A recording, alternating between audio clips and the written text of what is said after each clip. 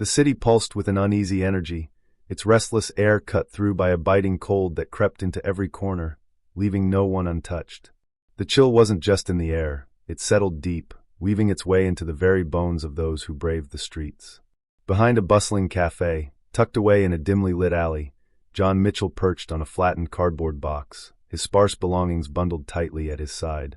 John, a veteran in his late 60s, carried the weight of his years in the lines etched across his weathered face. His strong jaw, a relic of his disciplined military past, hinted at a man who had once faced unimaginable challenges. His eyes, deep and shadowed, told stories of battles fought both on foreign soil and within his own heart, stories that most could never comprehend. His rough, calloused hands trembled slightly as they gripped a small, steaming cup of coffee. The warmth of this simple kindness, offered by a stranger in passing, was a rare comfort in his otherwise harsh world. Yet, to the hurried masses bustling down the street, John was just another invisible figure, a shadow blending into the backdrop of their busy lives. But John Mitchell wasn't always invisible. Once upon a time, he was Sergeant John Mitchell, a leader, a protector, a figure others admired and followed. Somewhere along the way, between battles that scarred his body and the quiet wars waged in his mind, life had taken a devastating turn. Returning home was supposed to be a relief, a chance to reclaim a life left on pause. Yet, the world he came back to felt alien, unwelcoming. Friends moved on, family drifted away, and the job he'd been promised vanished like a mirage. The transition from soldier to civilian was fraught with obstacles, and before he knew it, John found himself on the streets, alone and struggling to navigate a society that seemed to have forgotten him entirely. Each day blended into the next, cold and relentless. John learned to survive on scraps, carefully rationing meals from shelters and cherishing the fleeting moments of kindness extended his way. The cafe manager occasionally handed him leftovers, a fragile lifeline in an otherwise indifferent world. But even that small comfort was short-lived. One evening, concerned about the cafe's image, the manager made a call that shattered whatever semblance of stability John had managed to find. Moments later, a police officer appeared, his expression firm but not unkind. "Sir, you can't stay here," the officer stated, his tone resolute yet measured. "You're trespassing." Years of military discipline had taught John not to argue. Silently, he gathered his belongings, stood, and prepared to leave. But as he turned, the officer's hand gripped his arm gently yet firmly. "I'm sorry, sir," the officer added, his voice softer, almost apologetic. "We've had complaints." John's heart sank. He'd hoped, just this once, to be left in peace. Instead, he was escorted to the station and booked for trespassing. The cold steel bench of the holding cell pressed against him as he sat in the corner, his mind drifting to the countless nights he had spent like this, alone, forgotten, unwanted.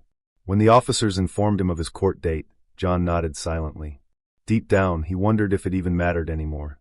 On the day of his hearing, John walked into the courtroom, his head low but his spirit steady. He didn't expect sympathy, he never did.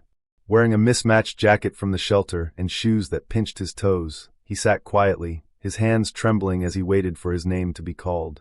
The judge, a sharp-eyed woman whose presence commanded respect, scanned the room before addressing him.